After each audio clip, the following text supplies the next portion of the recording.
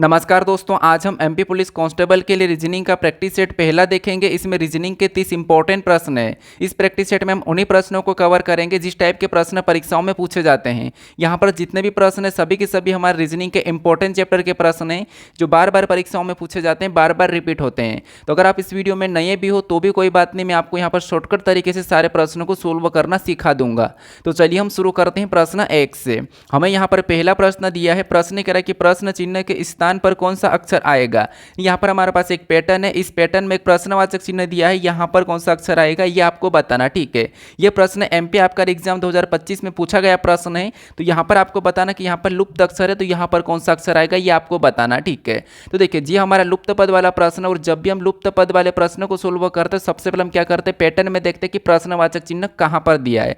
तो यहाँ पर हमारे पास ये पैटर्न है और इस पैटर्न में प्रश्नवाचक चिन्ह यहाँ पर दिया। ठीक है, तो जब भी आपको ऐसा पैटर्न मिले तो क्या कैसे सोल्व करना वो देखिए। सबसे पहला तरीका हमारा क्या होता है कि जो प्रश्नवाचक चिन्ह दिया इसके आसपास के लेटर कैसे लिखे ये हम चेक करते हैं। ठीक है, क्योंकि आपको तरीका पता होना चाहिए। तो इसके आसपास यानी यहाँ पर एस कैसे लिखा है और इधर से यहाँ पर आर कैसे लिखा है ये हम पता करेंगे। अब यही क्यों पता करेंगे, तो यहाँ पर इन दो लेटरों से इनका पता करेंगे और इन दो लेटरों से इनका पता करेंगे, फिर सेम तरीके से हम इससे बताएंगे। ठीक है, तो इसीलिए हम इनका सबसे पहले हम पता करेंगे। तो यहाँ पर हम पता करते हैं। अब अगर हम यहाँ पर सिंपल सा देखें, एम से एन को देखेंगे तो आपको पता है यहाँ पर एम एन मतलब यहाँ पर प्लस एक ही हो रहा है। ठीक है, और एन से आर की ओर जाएंगे तो यहाँ पर प्लस कितना हो रहा है, तो प्लस 4 हुआ है। यानी यहाँ पर जो लास्ट वाले लेटर को लाने के लिए यहाँ पर क्या हो रहा है, तो प्लस 4 हुआ है। तो सेम लॉजिक यहाँ पर अगर हम देखते हैं तो यहाँ पर ओ से क्यू मतलब यहाँ पर भी प्लस 2 हो रहा है, और क्यू से एस की ओर जाएंगे तो यहाँ पर भी प्लस 2 हो रहा है। तो मतलब यहाँ पर जो अलग अलग लॉजिक लग रहा है और अलग अलग लॉजिक नहीं लगना चाहिए, तो इस तरीके से तो होगा नहीं। अब हम यहाँ पर एक छोड़ के एक भी देख सकते हैं। जैसे एम से सीधे आर की ओर जाते हैं तो एम से आर, एम 13 पे ये 18 पे मतलब क्या हो रहा है, यहाँ पर प्लस 5 हो रहा है। अब सेम लॉजिक से यहाँ पर भी क्या करेंगे, एक छोड़ के ओ से डायरेक्ट एस की ओर जाएंगे तो यहाँ पर कितना हो रहा है, तो यहाँ पर हमारा प्लस 4 हो रहा है। यहाँ पर 5 यहाँ पर 4, तो ये भी लॉजिक नहीं लगेगा। तो हम क्या करते हैं, अभी इस तरफ से इधर टी का पता करते हैं और इधर हम यहाँ पर क्या करते हैं, पी का पता करते हैं इन दो लेटरों से। तो इन दो लेटरों से देखिए, जैसे एम से क्या करेंगे, ओ की ओर जाएंगे तो एम से ओ मतलब क्या हो रहा था आपको, यहाँ पर प्लस 2, और ओ से पी की ओर जाएंगे तो यहाँ पर भी क्या हो रहा था, यहाँ पर प्लस 1 हो रहा है। इतना क्लियर है, यही लॉजिक यहाँ पर लगना चाहिए। तो एन से क्यू की ओर जाएंगे तो एन से क्यू मतलब यहां पर कितना प्लस हो रहा, तो 3 प्लस हुआ है। फिर क्यू से टी की ओर जाएंगे तो यहां पर कितना प्लस हुआ, तो यहां पर भी 3 प्लस हुआ। तो ये भी अलग अलग लॉजिक लग रही है। एक छोड़ के हम एक देख लेते हैं।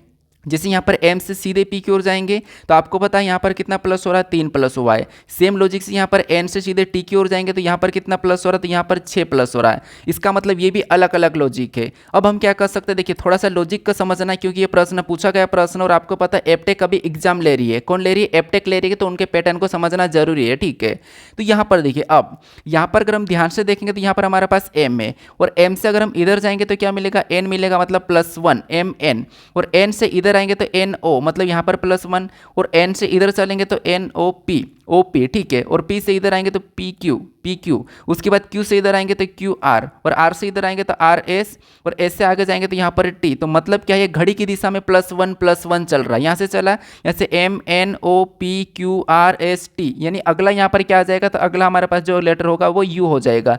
क्या हो जाएगा, यू हो जाएगा। ठीक है, ऑप्शन में देखिए यू कहाँ पर है, तो ऑप्शन नंबर डी में दिया है, तो ऑप्शन नंबर डी यहाँ पर सही जवाब हो जाएगा, और आपका ने इससे ही सही जवाब माना। ठीक है, अब चलिए हम बढ़ते हैं प्रश्न 2 पे। अब 2 नंबर का प्रश्न दिया है। प्रश्न कह रहा है कि दिए गए विकल्पों में से सही अनुरूप युग्म का चयन करें। यानी यहाँ पर जिस प्रकार युद्ध और विनाश का जो आपस में संबंध है उसी प्रकार से हमें यहाँ पर वायरस के संबंध बताना। क्योंकि यहाँ पर हमारे पास समानुपात है, तो समानुपात में हम क्या करते हैं, इन दोनों जोड़ों का संबंध देखते हैं, फिर सेम लॉजिक से यहाँ पर बताते हैं। ठीक है, वैसे ये हमारा एनालॉजी का प्रश्न, शब्द एनालॉजी का प्रश्न है। मेन तरीका यह है कि रीजनिंग में अच्छे नंबर लाने के लिए रीजनिंग के प्रश्नों को सोल्व करने के तरीके पता होना चाहिए। क्योंकि कुछ स्टूडेंट क्या करते हैं, सभी चैप्टर पढ़ भी लेते हैं लेकिन उनको तरीका ही नहीं पता होता। कभी कभी क्या होता है, तरीका भूल जाते हैं। अगर आप तरीके से हर किसी प्रश्न को सोल्व करोगे तो आप कभी भी प्रश्न को गलत नहीं करोगे। क्योंकि जैसे मैंने अभी पहले प्रश्न में जितना टाइम लगाया ना, वो इसीलिए लगाया ताकि आपको मैं बता सकूं कि ऐसे ऐसे कर सकते हैं, ताकि आप वहां पर कोशिश कर सको। ठीक है, नहीं तो मैं तो सीधे आपको बता के आगे बढ़ सकता हूं। लेकिन ऐसा क्यों, क्योंकि आप जैसे मान लो कि 30 से 35 प्रश्न आते हैं तो उनमें से कम आप 30 की 30 प्रश्न सही कर पाओ, इसलिए मैं सारी लॉजिक बताता हूं। ठीक है, अब यहाँ पर देखिए, सबसे पहले क्या करेंगे, जैसे प्रश्नवाचक चिन्ह हमारा इस तरफ है तो हम यहाँ पर युग्म में कैसे संबंध पता करेंगे, कि पता करेंगे कि पहले शब्द से दूसरे शब्द का कैसे संबंध है। फिर हम यहाँ पर क्या करेंगे, इस पहले से यहाँ पर बता देंगे। तो अगर हम पहले से दूसरे को देखें तो यहाँ पर युद्ध है, और युद्ध का संबंध विनाश मतलब क्या था, आपको होगा अगर युद्ध होगा तो विनाश होगा। इसका मतलब ये है कि वायरस होगा तो यहाँ पर आपको पता है रोग भी होगा, क्योंकि युद्ध होगा तो विनाश होगा, वायरस होगा तो रोग होगा, क्योंकि नष्ट तो होना नहीं है। डिसीज होगी तो ऑप्शन नंबर यहाँ पर हमारा बी सही जवाब हो जाएगा। ठीक है, हमें यहाँ पर बस सेम लॉजिक मतलब सेम संबंध बनाना है, ऐसा नहीं कि हमारे मन से कहीं भी बता दो। अब चलिए हम बढ़ते हैं प्रश्न 3 पे। अब 3 नंबर का प्रश्न दिया है, प्रश्न करें कि श्रृंखला में अगली संख्या ज्ञात कीजिए। यानी यहाँ पर हमारे पास संख्याओं की एक श्रृंखला श्रेणी दी है, इसी में यहाँ पर रिक्त स्थान है, यहाँ पर कौन सी संख्या होगी ये आपको बताना। ठीक है, और ये सारे प्रश्न एमपी आबकारी में पूछे गए प्रश्न है। कुछ प्रश्न मेरे एमपी कांस्टेबल 2023 में भी पूछे गए प्रश्न, वो भी लिया हूँ। ठीक है, तो मुझे ये बता देना, ये तो हालांकि सरल प्रैक्टिस सेट है, पहला प्रैक्टिस सेट है, तो मैं आपको यहाँ पर बस पैटर्न बताने के लिए दे रहा हूँ, क्योंकि आपको पता है कि जो एमपी पुलिस में जो रीजनिंग वगैरह मैथ्स वगैरह इतनी टफ आती है, तो मैं थोड़ा सा हाई लेवल का बताऊंगा आपको, कि सीधे आप जो लो नंबर के मतलब कम सरल वाले प्रश्न को तो आप आसानी से कर लोगे। तो आप बता देना कि अगले प्रैक्टिस सेट में फिर मैं मेरी ओर से अच्छे प्रश्न लेकर आऊं, या फिर मैं ये पीवाईक्यूज करवा दूं, मुझे बस इतना कमेंट करके बता देना। ठीक है, अब सीरीज के प्रश्नों को सोल्व करने के लिए हम क्या करते हैं, संख्या थी तो संख्या को ध्यान से देखें कि संख्या कहीं अचानक अचानक बढ़ तो नहीं रही है, या संख्या में वर्गघन तो नहीं लिखा है, तो आपको ऐसा कुछ भी नहीं, संख्या धीरे धीरे बढ़ रही है। तो इस कंडीशन में आपको क्या करना, संख्या में अंतर देखना, यानी कि अंतर देखो तो 100% प्रश्न सही हो जाता है। ठीक है, हालांकि 90% प्रश्न अंतर से भी होते हैं। तो यहाँ पर अंतर देखेंगे, जैसे 31 से 38 की ओर जाएंगे, 31 से 38 मतलब यहाँ पर +7 किया है। फिर 38 से 45 को देखेंगे तो यहाँ पर भी +7 किया है। फिर 45 से 52 को देखेंगे तो यहाँ पर भी +7 किया है। फिर 52 से 59 को देखेंगे तो यहाँ पर भी +7 किया है। मतलब पैटर्न हमारे पास +7 +7 +7 +7 है। तो अगली संख्या लाने के लिए हम क्या करेंगे, इसमें भी +7 कर लेंगे। ठीक है, तो यहाँ पर 59 में +7 मतलब यहाँ पर 66 हो जाएगा।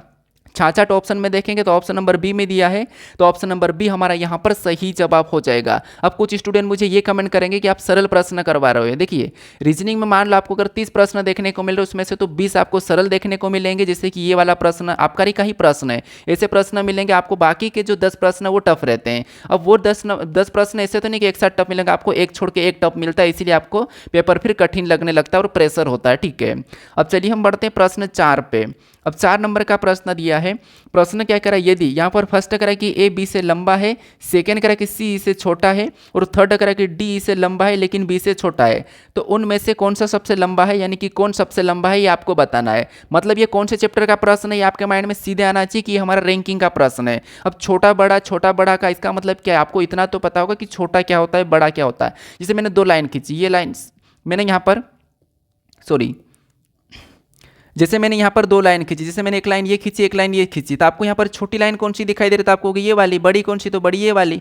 सिंपल सी बात है, बस ऐसा ही यहाँ पर है। ठीक है, तो यहाँ पर क्या करेंगे, देखिए सबसे पहले प्रश्न क्या करेंगे, यदि फर्स्ट ए बी से लंबा है, मतलब ये है ए। ठीक है, ये कौन है, ए है, और ए क्या है, ए बी से लंबा है। तो यहाँ पर हम सबसे पहले तो ए को खड़ा कर लेते हैं। ठीक है, ये मैंने ए को खड़ा किया, और ए जो है बी से लंबा है, तो बी से लंबा इसका मतलब बी को हम छोटा बना लेंगे। सिंपल सी बात है ये समझने के लिए। अब आगे दूसरा क्या कह रहा है, दूसरा कह रहा है कि सी ए से छोटा है। अब जो सी है ये ए से छोटा है, तो अब सी कहाँ पर हो सकता है, तो सी ए से छोटा है इसका मतलब यहाँ पर, सी ए से छोटा है इसका मतलब यहाँ पर। अब जरूरी नहीं कि यहीं पर, सी बी से भी तो छोटा हो सकता है, जरूरी थोड़ी, कहा नहीं इसका मतलब बी से भी छोटा हो सकता है। तो मान लो हम सी को यहाँ पर भी बिठा देते हैं। ये जो हमारा ये संभावना में, ठीक है, ये हमारा संभावना में। अब आगे पढ़िए, आगे क्या कह रहा है, आगे कह रहा है थर्ड वाला कि डी ई से लंबा है लेकिन बी से छोटा है। अब डी ई से लंबा है लेकिन बी से छोटा है, तो बी से छोटा मतलब डी नीचे आ जाएगा, तो डी नीचे आ जाएगा। अब डी जो ई से लंबा है, तो ई से ये लंबा है लेकिन बी से छोटा, तो ई इससे और छोटा हो जाएगा, क्योंकि डी जो ई से लंबा है तो ई नीचे आ जाएगा। तो आगे यहाँ पर क्या कर रहा है, लेकिन बी से छोटा, तो बी से छोटा दिख रहा है, ये हमारे पास संभावना है। ठीक है, अब आगे प्रश्न क्या करा, उस पर निर्भर रहेगा। यानी देखिए प्रश्न करा कि तो उनमें से कौन सबसे लंबा है, यानी इनमें से सबसे लंबा कौन है, ये प्रश्न करा। तो ये तो आसानी से हमें दिख रहा है कि केवल ए ही लंबा है प्रश्न के हिसाब से, कौन, ए। तो ऑप्शन में देखेंगे तो ऑप्शन नंबर बी में दिया है, तो ऑप्शन नंबर बी यहाँ पर सही जवाब हो जाएगा। ठीक है, प्रश्न आसान है, लेकिन आप क्या करते हैं, प्रश्न को सोल्व करने के तरीके आप भूल जाते हो पेपर में। अब चलिए हम बढ़ते हैं प्रश्न 5 पे। अब 5 नंबर का प्रश्न दिया है, प्रश्न करके पूर्व दिशा की ओर मुख की हुई महिलाएं दक्षिणावर्त दिशा में 145 डिग्री घूमती है। अब उनका मुख किस दिशा की ओर है, यानी ये हमारा दिशा दूरी का प्रश्न है और ये हमारा बस घुमाना है, ठीक है। प्रश्न ये कह रहा है, तो सबसे पहले तो आपको यहाँ पर दिशा दूरी का पता होगा कि दिशा दूरी हम कैसे याद कर रखते हैं कि जैसे प्लस का चिन्ह बनाते हैं, ठीक है। थोड़ा सा समझने की कोशिश करना। ऊपर की ओर क्या रहता है हमारा उत्तर यानी कि नॉर्थ, और नीचे साउथ यानी कि दक्षिण, ठीक है, ये आपको पता होगा। और राइट में आपको पता है पूर्व, और यहाँ पर क्या होगा वेस्ट यानी कि पश्चिम, ठीक है, ये आपको पता होगा। ये पश्चिम है तो ये भी आपको इतना तो पता होगा, ठीक है, और इतना पता भी होना चाहिए, ठीक है। अब देखिए, अब प्रश्न क्या करा उस हिसाब से हम घूमेंगे, ठीक है। जैसे प्रश्न करा कि पूर्व दिशा की ओर मुख की हुई महिलाएं दक्षिणावर्त दिशा में 145 डिग्री घूमती है। पूर्व दिशा मतलब क्या है कि जैसे मैं इसी में घुमा देता हूं, जैसे यहाँ पर ये यहाँ पर महिला है, ठीक है, कोई महिला है, ये महिलाएं हैं। अब ये पूर्व दिशा मतलब इसका मुख इस तरफ है, ठीक है, ये इस तरफ है। अब यहाँ पर कह रहा है कि दक्षिणावर्त, इस पॉइंट पे ध्यान रखना, दक्षिणावर्त का मतलब क्या होता है कि ये किस तरफ घूमेंगी, तो आपको कि दक्षिणावर्त मतलब दायां और वामावर्त मतलब बायां। वामावर्त कहा तो बायां घूमना और दक्षिणावर्त कहा तो दायां। अब दक्षिणावर्त दायां मतलब इधर घूमेंगे तो यहाँ से इतना आएगी तो 90 डिग्री हो जाएगा, ये तो आपको पता है कि ये 90 डिग्री का कोण है। अब ये 145 डिग्री घूम रही है, तो आपको पता है इसके बीच में और कितनी डिग्री का कोण रहता है, तो आपको यहाँ पर और 45 डिग्री का रहता है और 45 इधर का, तो यहाँ पर 45 हो जाएगा, तो 45 डिग्री का ये भी है। तो 45 और 90 135 डिग्री अभी यहाँ पर हुआ है, मतलब 135 डिग्री यहाँ पर आ चुकी है। यहाँ पर 145 का मतलब थोड़ा सा और ये आगे जाएगी, थोड़ा सा और आगे गए तो यहाँ पर 10 डिग्री और हो जाएगा, तो 145 हो गया। अब ये यहाँ पर है, अब यहाँ पर है, ठीक है, तो इसका यानी कि अब उनका मुख किस दिशा की ओर है ये कह रहा है। तो अगर हम इस तरह देखा जाए तो यहाँ पर अगर हम ऐसा लेंगे तो ये हमारा उत्तर पश्चिम आ जाएगा, लेकिन उत्तर पश्चिम ऑप्शन में है नहीं। अब ये यहाँ पर है, ये मतलब अभी इस दिशा में अगर ये यहाँ से अगर घूम भी रही तो ये इस दिशा में, मान लो इस दिशा में, यहाँ से ये घूमी भी है, इस तरफ से घूमी भी है, तो ये अभी इस दिशा में, इस दिशा में, इसका मतलब क्या, ये वाली दिशा कौन सी है, दक्षिण पश्चिम है। तो दक्षिण पश्चिम यहाँ पर इसका सही जवाब माना था आपका ने, तो ऑप्शन नंबर यहाँ पर डी वाला सही जवाब हो जाएगा। कौन सा, ऑप्शन नंबर डी, ठीक है। अब चलिए हम बढ़ते हैं प्रश्न 6 पे। अब 6 नंबर का प्रश्न दिया है, प्रश्न क्या कह रहा है, प्रश्न कह रहा है कि यदि 85-14 को हेड, 39-45 को राइट तथा 0-57 को बैक के रूप में क्रिएट किया गया है, तो यहाँ पर ग्रेट को किस रूप में क्रिएट यानी कि कूट लेखन किया जाएगा, ये हमें प्रश्न पूछ रहा है। ये भी प्रश्न आबकारी का ही प्रश्न है, ठीक है। देखिए आपको पता है कि एपटेक अभी एग्जाम करवा रही है, तो एपटेक का पैटर्न हमें पता करना चाहिए, क्योंकि आपको पता है वो रिपीट करती है। जैसे अभी आबकारी का जो एग्जाम हुआ है उसमें जो जितने भी प्रश्न बने थे, उससे पहले जो सब ग्रुप के कुछ एग्जाम हुई थी ना, उसी के प्रश्न रिपीट हो रहे थे, उसी टाइप के प्रश्न रिपीट हो रहे थे। तो इसलिए पीवाईक्यू सोल्व करना जरूरी है, ठीक है। तो आप मुझे थोड़ा सा कमेंट करके बता देना कष्ट करके कि मैं आपको पीवाईक्यूज करवा दूँ या फिर मैं इस सिलेबस के हिसाब से आपको मैं एक नया प्रैक्टिस सेट एकदम जबरदस्त मस्त वाला प्रैक्टिस सेट लाऊं, ताकि आप सीधे एग्जाम में उस टाइप के प्रश्न को देख लो। क्योंकि मैं सोच रहा हूं कि थोड़ा सा लेवल बढ़ाना चाहिए, क्योंकि ये लेवल तो ऐसा कुछ भी नहीं है, ये लेवल तो कुछ भी नहीं है, मुझे बहुत सरल लग रहा है।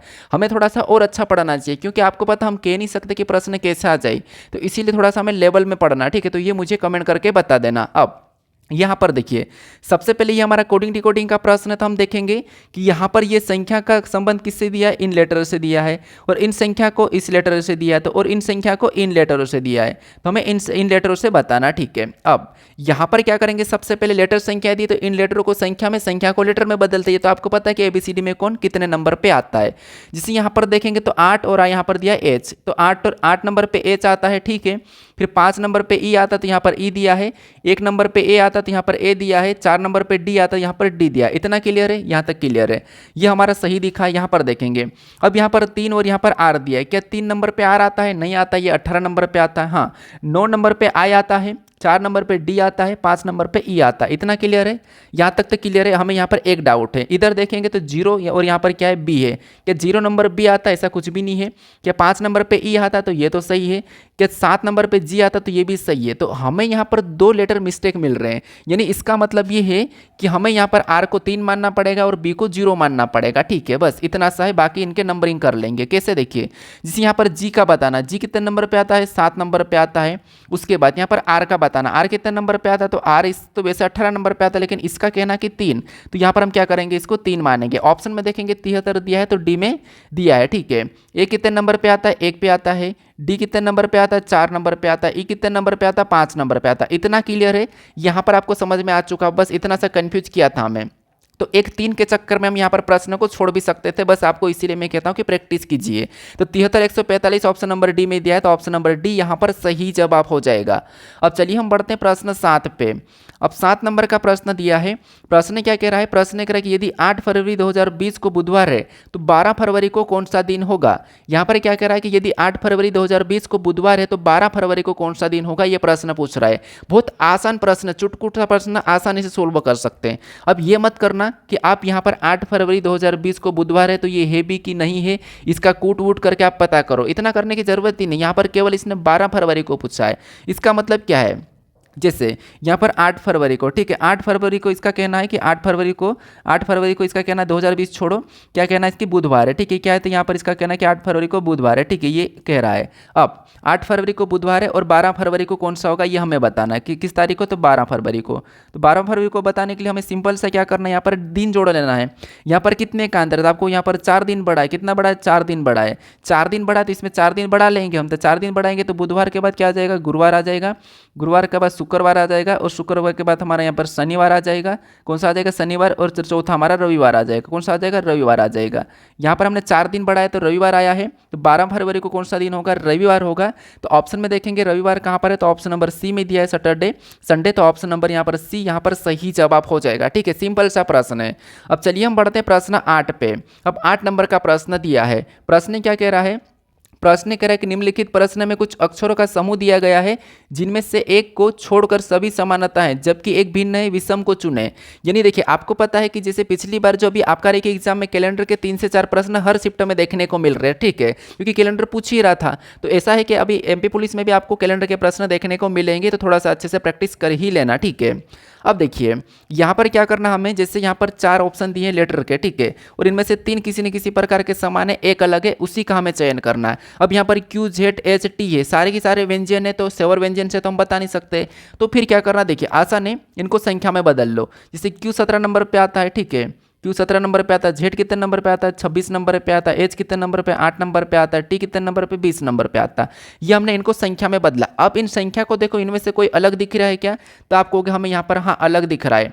कौन अलग दिख रहा है? तो यहाँ पर 17 हमें अलग दिख रहा है। क्यों अलग दिख रहा है? तो आप कहोगे ये हमारे पास अभाज्य संख्या या विषम संख्या ये है, बाकी ये सम संख्या, ये सम संख्या, ये सम संख्या, ये केवल की केवल अभाज्य और विषम संख्या है, तो इसीलिए ये इन तीनों से अलग हो रही है। तो ऑप्शन नंबर ए यहाँ पर सही जवाब हो जाएगा। आसान है, बस हमें यहाँ पर तरीका चेंज करना था।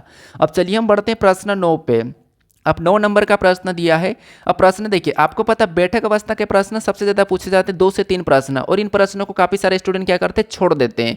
आपको छोड़ना नहीं है, बस सोल्व करने तरीका सीख जाओ। कैसे? देखिए, प्रश्न का कहना कि 5 लड़कियां एक पंक्ति में बैठी है। अब 5 लड़कियां हैं और एक पंक्ति में बैठी, इसका मतलब क्या है? मैं यहाँ पर सीधे एक पंक्ति बना देता हूँ। पंक्ति मतलब क्या है? सीधा रहेगा। 5 लड़कियां तो एक हो गई, और यहाँ पर ये 2 हो गई, 2 लड़कियां तो ये हो गई, 2 के बाद ये तीसरी हो जाएगी, ये चौथी हो जाएगी और ये 5वीं हो जाएगी। 5 लड़कियां इस पंक्ति में बैठेगी, ठीक है। इसका बायां इधर हो जाएगा, मैं यहाँ पर बायां मतलब भी लिख देता हूँ, इधर दायां इनका इधर हो जाएगा, ठीक है। दायां बायां मैंने ये भी लिख दिया। अब प्रश्न क्या कह रहा है? प्रश्न कर कि नेहा सुधा या आरती के बगल में नहीं है, यानी कि जो नेहा है सुधा या आरती के बगल में नहीं है। इसको छोड़ो और आगे पढ़ो।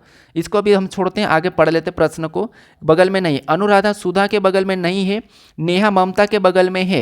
नेहा जो ममता के बगल में, ठीक है, इतना पॉइंट हमें समझ में आ रहा कि नेहा जो ममता के बगल में है। अब ममता कहाँ है? तो ममता पंक्ति में बीच में है। ममता जो है पंक्ति में बीच में है। बीच में इसका मतलब क्या है कि ममता यहाँ पर हो जाएगी। तो ममता का मैं यहाँ पर एम ले लेता हूँ, समझ लेना ये ममता है। अब ममता पंक्ति में बीच में, इसका मतलब क्या है? 2 इधर बीच में हो जाएगी। तो इतना पॉइंट है तो हमें क्लियर हो गया। अब इसका कहना था कि नेहा ममता के बगल में है। अब नेहा जो है ममता के बगल में, तो नेहा को हम यहाँ पर भी बिठा सकते, यहाँ पर भी बिठा सकते। तो मान लो मैं यहाँ पर नेहा को बिठा लेता हूँ, ठीक है। तो जो नेहा है ममता के बगल में है। अब यहाँ पर कह रहा कि नेहा सुधा या आरती के बगल में नहीं है। जो नेहा है ये सुधा या आरती के बगल में नहीं है। यहाँ पर नेहा है जो, ठीक है, ये सुधा या आरती के बगल में नहीं है। इसका मतलब क्या है कि सुधा या आरती के बगल में नहीं है, तो इसका मतलब है कि अनुराधा के बगल में होगी। कहाँ पर होगी? अनुराधा। तो यहाँ पर मैं अनुराधा कर लेता हूँ, यहाँ पर मैं अनुराधा कर लेता हूँ, ये वाला अ लगा देता हूँ, अनुराधा के बगल में है। अब यहाँ पर आगे करने की अनुराधा सुधा के बगल में नहीं है। जब अनुराधा ये सुधा के बगल में नहीं है, इसका मतलब ये है कि सुधा इधर ही होगी। अब सुधा और कौन बचा, आरती बची है, सुधा और आरती बची है। अब नेहा ममता के बगल में और सुधा के बगल में नहीं है, और यहाँ पर कहा कि नेहा सुधा या आरती के बगल में नहीं है, तो यहाँ पर अनुराधा। तो यहाँ पर देखिए अब यहाँ पर क्या है, सुधा या आरती, तो यहाँ पर सुधा को बैठा देता हूँ और यहाँ पर आरती को बिठा देता हूँ। ठीक है, वैसे यहाँ पर सुधा और आरती का स्थान चेंज भी हो सकता है। अब एक बार प्रश्न को वापस पढ़ लीजिए। ठीक है, प्रश्न क्या करे कि नेहा सुधा या आरती के बगल में, नेहा सुधा या आरती के बगल में नहीं है। नेहा जो है सुधा और आरती के बगल में नहीं है, तो नहीं है, यहाँ तक इतना क्लियर है। आगे यहाँ पर अनुराधा सुधा के बगल में नहीं है, जो ये अनुराधा है ये सुधा के बगल में नहीं है, तो इतना भी क्लियर है। अब आगे नेहा ममता के बगल में, तो नेहा जो ममता के बगल में, ये भी क्लियर है। आगे ममता पंक्ति के बीच में है, मतलब पंक्ति में बीच में है, तो ये भी बीच में, इतना भी क्लियर है। तो अनुराधा निम्नलिखित में से किसके बगल में है। अब जो अनुराधा है, ये जो अनुराधा है, ठीक है, ये किसके बगल में, ये प्रश्न पूछ रहा है। ये जो अनुराधा किसके बगल में, ये प्रश्न पूछ रहा है। सॉरी, ये तो नेहा है, ये अनुराधा किसके बगल में, ये प्रश्न पूछ रहा है। तो किसके बगल में, तो ये नेहा के बगल में, किसके बगल में, नेहा के बगल में है। तो नेहा ऑप्शन में देखेंगे तो ऑप्शन नंबर डी में दिया है, तो ऑप्शन नंबर डी यहाँ पर सही जवाब हो जाएगा। ठीक है, ये प्रश्न भी हमारा आबकारी का प्रश्न है। अब हम इसी टाइप का एक और प्रश्न देखते हैं। अब प्रश्न हमें यहाँ पर 10वां दिया है। प्रश्न क्या कह रहा है, देखिए प्रश्न में यहाँ पर कह रहा है, देखिए थोड़ा सा समझने की कोशिश करना, पंक्ति वाला ही प्रश्न है। प्रश्न यहाँ पर कह रहा है कि 5 मित्र PQRST एक बेंच के एक पंक्ति में बैठे हैं। Q अंतिम बाएं छोर पर बैठा है, P अंतिम दाएं छोर पर बैठा है, T Q के ठीक दाएं ओर बैठा है, P R के यानी कि R P के ठीक बाएं ओर बैठा है, T के ठीक दाएं ओर कौन बैठा है, ये हमें प्रश्न पूछ रहा है। तो सिंपल सा है, कैसे देखिए, सबसे पहले ये भी पंक्ति में बैठ रहे हैं, तो मैं यहाँ पर पंक्ति बनाना, जैसे मैं यहाँ पर पंक्ति बना लेता हूँ। ठीक है, कितने लोग हैं, 5 लोग हैं, तो यहाँ पर 5 को बिठाएंगे 1, और ये हमारे पास 2 के बाद ये 3 4 और ये 5 लोग हो गए। ठीक है, पंक्ति में। अब यहाँ पर पढ़ेंगे वापस से 5 मित्र PQRST एक बेंच से एक पंक्ति में बैठे, इतना क्लियर है। आगे कह रहा है Q अंतिम बाएं छोर पर बैठा है। जो Q है अंतिम बाएं छोर पर, तो बायां इधर ही मानेंगे, क्योंकि यहाँ पर उत्तर की ओर कहाँ नहीं, तो बायां इधर और दायां हम इधर मानेंगे। अब Q जो अंतिम बाएं छोर पर बैठा है, इसका मतलब ये कि Q यहाँ पर बैठा है, बाएं छोर पर मतलब यहाँ पर बैठा है। आगे P अंतिम दाएं छोर पर बैठा है। अब P अंतिम बाएं दाएं मतलब दायां इधर है, तो P यहाँ पर बैठा है, दोनों का तो क्लियर हो गया है। अब आगे प्रश्न करें कि T Q के ठीक दाएं ओर बैठा है। जो T है Q के ठीक दाएं ओर बैठा है, Q के ठीक दाएं ओर, T जो Q के ठीक दाईं ओर मतलब क्या होगा, या तो यहाँ हो सकता है। अब इसको आगे पढ़ लेते हैं, और यहाँ पर इसको हम थोड़ा सा आगे पढ़ेंगे तो इसका हमें मिल जाएगा। और R P के ठीक बाईं ओर बैठा है, जो R है P के ठीक बाईं ओर, तो P के ठीक बाईं ओर यहाँ पर R बैठेगा, इतना क्लियर है।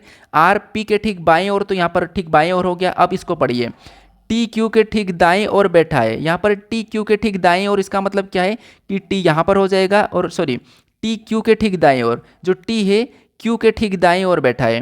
अब यहाँ पर देखिए T Q के ठीक दाएं ओर, इसका मतलब T यहाँ पर बैठेगा। ठीक है, यहाँ पर मैं थोड़ा सा इसको हटाता हूँ, T यहाँ पर बैठेगा, इतना क्लियर कि T Q के ठीक दाएं ओर, तो T के जो T है Q के ठीक दाएं ओर, इतना क्लियर है। अब यहाँ पर हमें यहाँ पर कह रहा है कि T के ठीक दाएं ओर कौन बैठा है, T के ठीक दाएं ओर कौन बैठा, तो इसमें से एक ही बचा, कौन बचा, S बचा, तो S बीच में आ जाएगा क्योंकि पास ही स्थान है।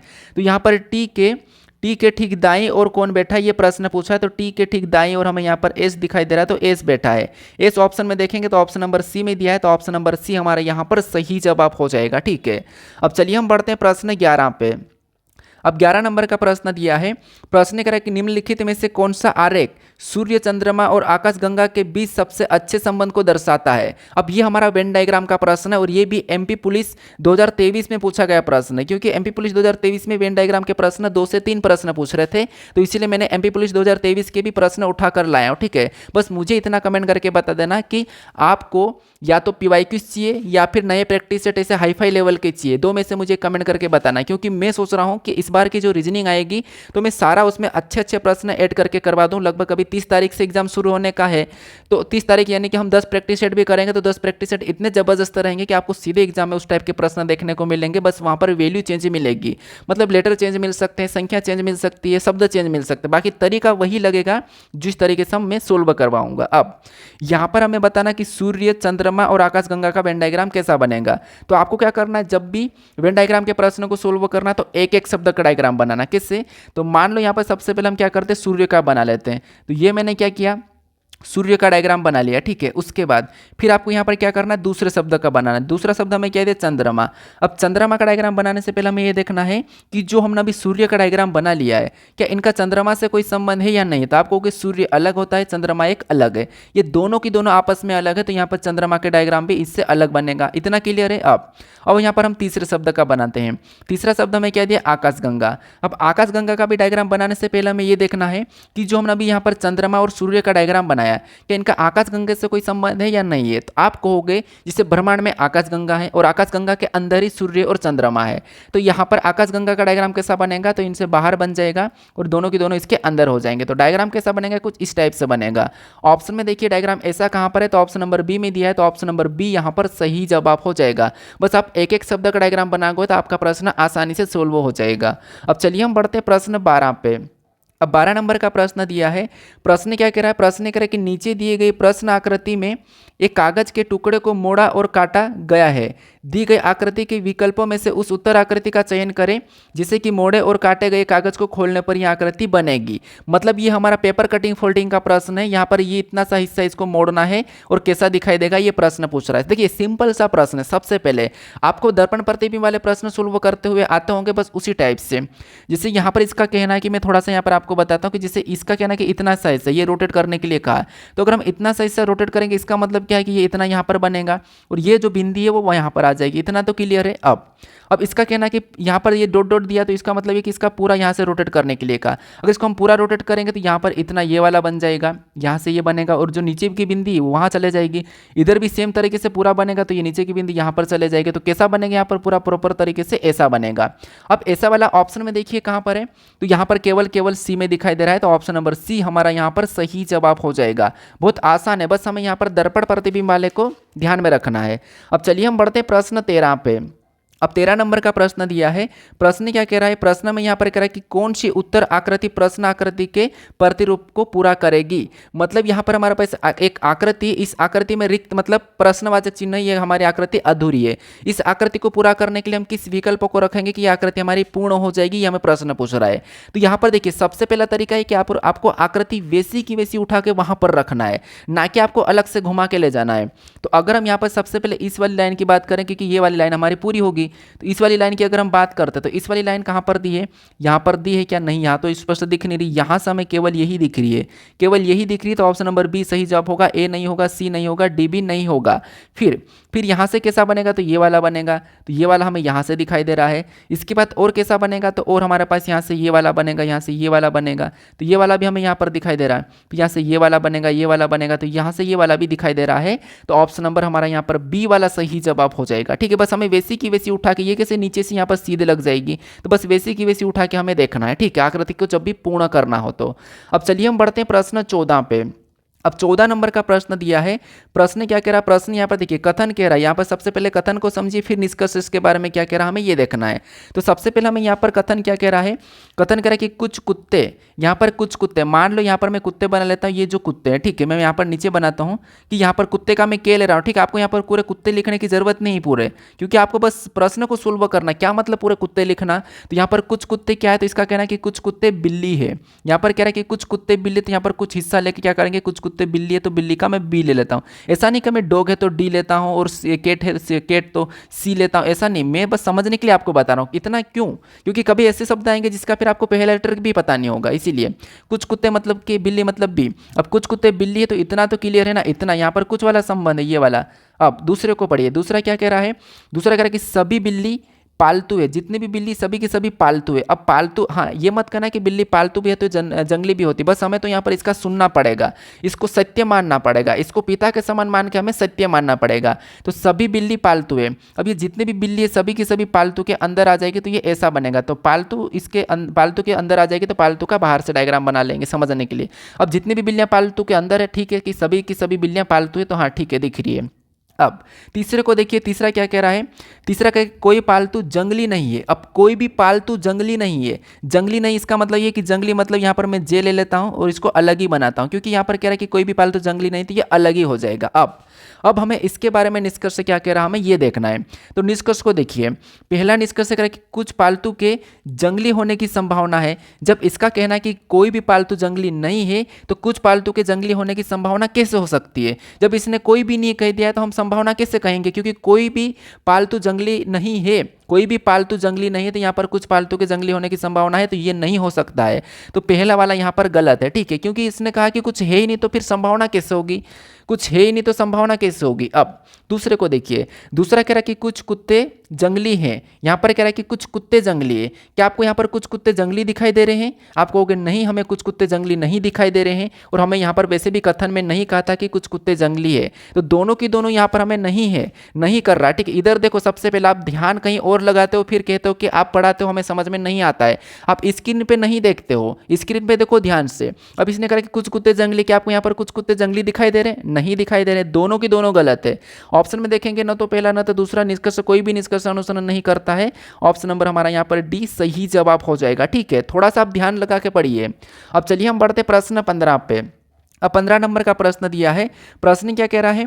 प्रश्न कह रहा है कि निम्नलिखित समीकरण का मान क्या होगा यदि भागित का अर्थ जोड़, प्लस का अर्थ घटाव, माइनस का अर्थ गुना और गुणा का अर्थ भाग है। तो यहाँ पर कुछ भी नहीं करता, ये गणितीय संक्रिया का प्रश्न है। थोड़ा सा इधर देखना, गणितीय संक्रिया का प्रश्न, हमें यहाँ पर क्या करना है, चिन्ह को चेंज करके समीकरण को सोल्व करना है। कैसे देखिए, सबसे पहले यहाँ पर मैं 72 लिखता हूँ, तो ये मैंने 72 लिखा। अब यहाँ पर गुणे का चिन्ह, और गुणे का अर्थ इसने क्या कहा, गुणा का अर्थ इसने कहा भागित, तो यहाँ पर हम क्या करेंगे, भागित का चिन्ह लगा लेंगे और अगली संख्या 9 को लिख लेंगे। यहाँ पर माइनस से, और माइनस का अर्थ इसने क्या कहा, माइनस का अर्थ इसने गुणा का, तो यहाँ पर अगला हम गुणे का चिन्ह लगाएंगे और क्या करेंगे, 3 को लिख लेंगे। अगला हमारे पास भागित है, और भागित का अर्थ इसने क्या कहा, जोड़ का, तो यहाँ पर हम जोड़ लगा के अगली संख्या 8 को लिख लेंगे। फिर यहाँ पर प्लस है, और प्लस का अर्थ इसने क्या कहा, प्लस का अर्थ इसने घटाव का, तो यहाँ पर माइनस लगा के अगली संख्या 2 को लिखेंगे। अब ये हमने चिन्ह चेंज कर लिया, आप इसको बोर्डमास रूल पे सोल्व करना है, यानी कि सबसे पहले भाग देंगे, फिर गुणा प्लस माइनस। तो बोर्डमास रूल मतलब यहाँ पर क्या करेंगे, इसमें भाग देंगे तो 9 8 72, मतलब ये 8 बार में गया। अब ऊपर से गुणा 3 उतरेगा, ऊपर से गुणा 3 उतरेगा, उसके बाद प्लस का 8 रहेगा और माइनस का 2, ठीक है। अब गुणा करेंगे तो 8 3 24, कितना और 8 3 24, ऊपर से प्लस 8 तो उतारेंगे। वैसे में मैं यहाँ पर स्टेप बाय स्टेप बता रहा हूँ। 24 8 को आपस में प्लस कर देंगे तो कितने हो जाएंगे, 24 8 मतलब 32 हो जाएंगे, कितने 32, ऊपर से माइनस 2 मतलब यहाँ पर बराबर सोल्व करेंगे तो कितना आ जाएंगे, 30 आ जाएंगे। तो जो प्रश्नवाचक चिन्ह मतलब क्या होगा, 30 होगा। ऑप्शन में देखिए 30 कहाँ पर है, ऑप्शन नंबर ए में दिया है। ऑप्शन नंबर ए हमारा यहाँ पर सही जवाब हो जाएगा। कौन सा, ऑप्शन नंबर ए। अब चलिए हम बढ़ते हैं प्रश्न 16 पे। अब 16 नंबर का प्रश्न दिया है। प्रश्न क्या कह रहा है, प्रश्न कह रहा है कि एक लड़के ने एक लड़की से कहा कि तुम्हारी माँ के पति की बहन मेरी भुआ मौसी है, लड़की लड़के से कैसे संबंधित है, ये प्रश्न पूछ रहा है। तो ये हमारा भी एमपी पुलिस में ही पूछा गया था 2023 में, और ये हमारा रक्त संबंध का प्रश्न इशारे करने वाला। वैसे 2023 में जो रीजनिंग आई थी वो भी सरल थी, क्योंकि देखिए अभी आपको पता है कि कंपटीशन बहुत बढ़ रहा था, हमें अच्छे से प्रश्न को करना होगा, अच्छे अच्छे प्रश्नों को प्रैक्टिस करना होगा। ऐसा तो नहीं है कि हम यहाँ पर एकदम छोटे से हल्के से प्रश्न को पढ़ के चले जाए और वहाँ जाके पता चले कि यार प्रश्न बहुत टफ आ रहा है, सोल्व करने में दिक्कत आ रही है। तो हमें थोड़ा सा लेवल, मान लो कि हमें 70% ईजी मिल रहा है, ठीक है, हमें 70% ईजी मिल रहे प्रश्न, लेकिन फिर भी हमें 90-100% कठिन ही करके जाना है। क्यों?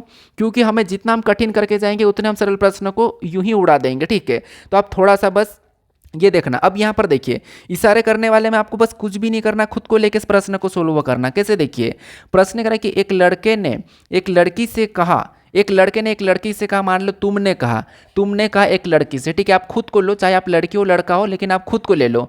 अब तुमने क्या कहा है कि तुमने एक लड़की से कहा कि तुम्हारी माँ मतलब उस लड़की की माँ, तुम्हारी माँ के पति मतलब उसके पिता, तुम्हारी माँ के पति मतलब तुम्हारे पिता की बहन मेरी भुआ या मौसी है। इसका मतलब क्या है कि जैसे मैं आपको अभी डायग्राम के माध्यम से समझा, क्योंकि वो तो बहन लगेगी। किससे, देखिए, जिससे ये हमारे पास एक लड़का है, ठीक है, यहाँ पर क्या है, एक लड़का है, ये हमारे पास एक लड़का है, ठीक है, और ये हमारे पास एक लड़की है। यहाँ पर एक लड़की हो जाएगी तो ये हमारे पास एक लड़की होगा, ठीक है, ये लड़की है और ये लड़का है। अब लड़के ने एक लड़की से कहा, अब ये लड़के ने इस लड़की से कहा, ठीक है, इस लड़की से कहा कि तुम्हारी माँ के पति, यहाँ पर कह रहा है कि तुम्हारी माँ के पति, यानी कि इसकी माँ कौन हो जाएगी, ऊपर हो जाएगी ये माँ, और माँ का पति मतलब इसका पिता हो जाएगा, तो यहाँ इसका पिता हो गया, ठीक है, ये माता पिता हो जाएंगे। तुम्हारे माँ के पति की बहन, इसकी कोई एक बहन है, ठीक है, ये कौन है, ये बहन है, यहाँ पर मैं बहन बना देता हूँ, तो बहन है, ठीक है। बहन मेरी, मेरी भुआ या मौसी, भुआ या मौसी है, तो लड़की लड़के से किसके से संबंधित है, तो यहाँ अगर इसकी ये भुआ या मौसी है, इसका मतलब ये है कि ये इसकी बहन ही होगी। क्यों? क्योंकि ये भी तो इसकी माँ हो सकती है और पिता हो सकता।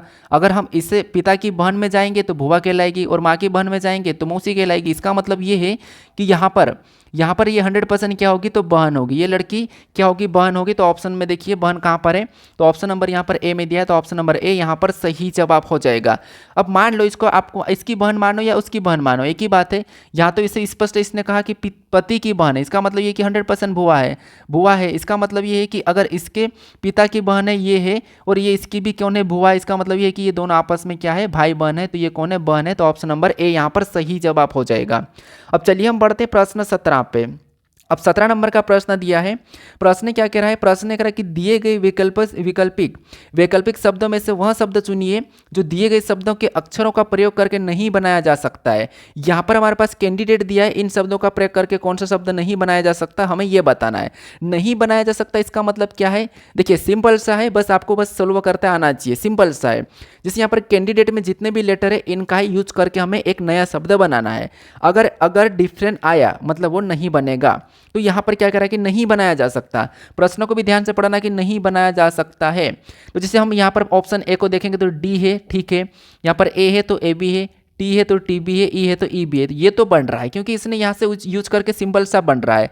अब हम बाकी को देखेंगे, यहाँ पर सी है तो सी बी है, यहाँ पर ए है तो ए है, एन है तो एन बी है, डी है तो डी है, आई है क्या, यहाँ पर आई बी है, डी है तो डी बी है, डबल डी है डबल डी, ये भी बन रहा है। अब ये भी बन रहा है, इसको देखिए, यहाँ पर डी है तो डी बी है, यहाँ पर ई है तो ई बी है, ए है तो ए बी है, एन है तो एन बी है, ये भी बन रहा है। अब क्या करेंगे, सी भी बन रहा है। डी को देखिए, यहाँ पर टी है क्या, हाँ तो टी है, इसके बाद ई है क्या तो ई बी है, क्या ए है क्या तो ए बी है, क्या एम है क्या तो एम नहीं है, एम नहीं है दोस्तों।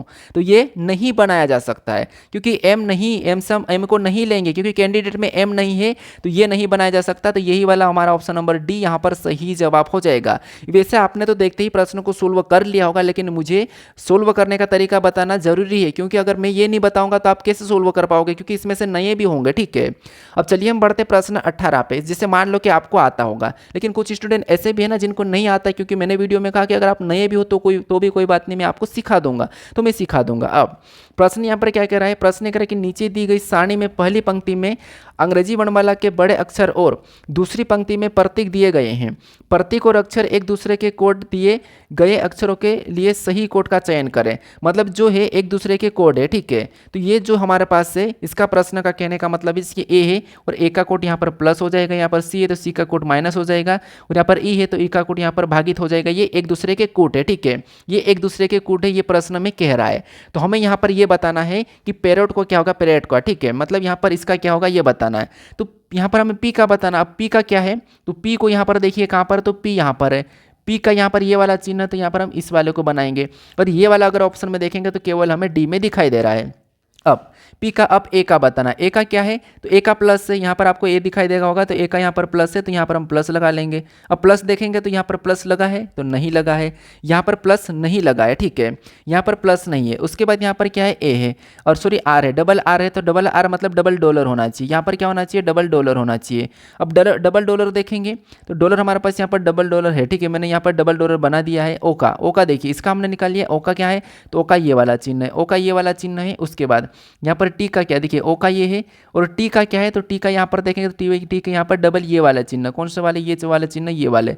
अब इसमें से आपको यहाँ पर एक डिफरेंस दिखाई दे रहा है, कौन सा वाला, तो ये वाला डिफरेंस दिखाई दे रहा है। यहाँ पर हमें ऑप्शन नंबर डी में नहीं है, इसमें है, लेकिन यहाँ पर हमारे पास ये जो डबल डॉलर है और यहाँ पर डबल ये स्टॉप है, ये हमारे पास केवल यहीं पर है। यहाँ पर हमारे पास इतना मैच हो गया है, इतना मैच हो गया है, तो यही वाला हमारे पास यहाँ पर सही जवाब होगा। तो कौन सा, ऑप्शन नंबर ए होगा। बस हमें सारणी के हिसाब से, तो बस ये ऐसा है कि घुमाने के लिए ऑप्शन नंबर डी लगाएंगे और आगे बढ़ जाएंगे, इसीलिए इतना घुमा रहा था। बाकी कौन सा हो जाएगा, ऑप्शन नंबर हमारा यहाँ पर ए वाला सही जवाब हो जाएगा। बस हमें इन्हीं के कूट लेना था। अब चलिए हम बढ़ते हैं प्रश्न 19 पे। अब 19 नंबर का प्रश्न दिया है। प्रश्न यहाँ पर क्या कह रहा है? प्रश्न कह रहा है कि उस विकल्प का चयन करें जो तीसरी आकृति से उसी प्रकार संबंधित है जिस प्रकार दूसरी आकृति पहली आकृति से संबंधित है। मतलब ये जो दूसरी आकृति है पहली आकृति से संबंधित है, ये हमें बताना है कि तीसरी आकृति चौथी से कैसी होगी। ठीक है, मतलब ये एनालॉजी का ही प्रश्न है, लेकिन आकृति एनालॉजी का प्रश्न है। मतलब क्या है कि जिस प्रकार से यहाँ पर एप्पल का संबंध इन लेटरों से है, उसी प्रकार इसका हमें बॉल्स का बताना। ठीक है, बॉल्स का। अब देखिए यहाँ पर क्या करेंगे, ध्यान से देखिए। सबसे पहले अगर हम यहाँ से ए को देखें तो ये पलट गए। मतलब पलट गए मतलब क्या, इनका दर्पण प्रतिबिंब बन रहा, सीधी सी बात है। यहाँ पर इसका दर्पण प्रतिबिंब बन गया, मतलब ये वाला प्रतिबिंब बन गया इसमें। आगे जाके ये पलट गए, ऐसा ही ऐसा इनका भी दर्पण प्रतिबिंब बन जाएगा। इसका भी हम क्या करेंगे, सेम तरीके से पलटा देंगे। पलटा देंगे तो बी पे तो कोई प्रभाव पड़ना नहीं है, तो सिंपल सी बात है कि बी तो वैसा ही रहेगा। ए पे प्रभाव पड़ेगा, ए उल्टा हो जाएगा, क्योंकि ए नीचे की ओर तो उल्टा हो जाएगा। एल पे प्रभाव पड़ेगा, एल ऐसे हो जाएंगे। एस पे प्रभाव पड़ेगा तो हाँ एस पे भी ऐसा हो जाएगा, तो ये ऐसा बनेगा। कैसा बनेगा, ऐसा, बी ऐसा। ठीक है, ये वाला ऑप्शन में चेक कर लीजिए कहाँ पर है। ऑप्शन में देखेंगे तो हमें यहाँ पर ऑप्शन, यहाँ पर ए में तो वैसा की वैसा प्रभाव पड़ेगा। ऑप्शन नंबर सी में दिख रहा है। कहाँ पर दिखा है, ऑप्शन नंबर सी में दिख रहा है, क्योंकि ये जो हमारे पास है ये प्रतिबिंब वाला, यहाँ पर दर्पण प्रतिबिंब में ये पलट गए, ये दर्पण प्रतिबिंब पलटे हैं और यहाँ पर आए हैं। तो हमने भी क्या करा, इन बॉल्स को भी दर्पण प्रतिबिंब में पलट दिया और यहाँ से यहाँ पर बता दिया, तो ऑप्शन नंबर सी में दिया है। तो ऑप्शन नंबर सी यहाँ पर सही जवाब हो जाएगा। अब चलिए हम बढ़ते हैं प्रश्न 20 पे। अब 20 नंबर का प्रश्न दिया है। प्रश्न क्या कह रहा है, प्रश्न कह रहा है कि दी गई आकृति में कितने वर्ग है, यानी इस आकृति में कितने वर्ग है ये आपको बताना। ठीक है, तो वर्गों की संख्या। अब यहाँ पर आपको देखिए ट्रिक लगाना पड़ेगा। अगर बिना ट्रिक से करोगे तो आप पता नहीं कितना समय लगा सकते हो, बस आपको यहाँ पर थोड़ी सी ट्रिक लगाना पड़ेगा। क्या ट्रिक लगाना, तो सबसे पहला तरीका कि आपको एक इतना सा हिस्सा दिख रहा होगा, ये वाला हिस्सा, ये वाला हिस्सा दिख रहा होगा, यहाँ पर हमें ऐसा कुछ दिखाई दे रहा है। तो यहाँ पर क्या ट्रिक लगाना, अगर गिनोगे तो यहाँ पर 1 2 3 4 और बड़ा वाला 5, यहाँ पर टोटल कितने 5 है। ठीक है, एक तो ये तरीका है। दूसरा तरीका है कि यहाँ पर कॉलम में संख्या लिखना 1 2, यहाँ पर भी 1 2, लास्ट से लास्ट वाले के साथ गुणा करेंगे। फिर क्या करेंगे, 2 से 2 गुणा करेंगे तो 2 दूना 4 और 1 का 1 गुणा करेंगे तो 1, आपस में प्लस करेंगे तो यहाँ पर 5 हो रहा है। तो ये भी ट्रिक आपको पता होगी। तो यही वाली ट्रिक लगाना अपन को।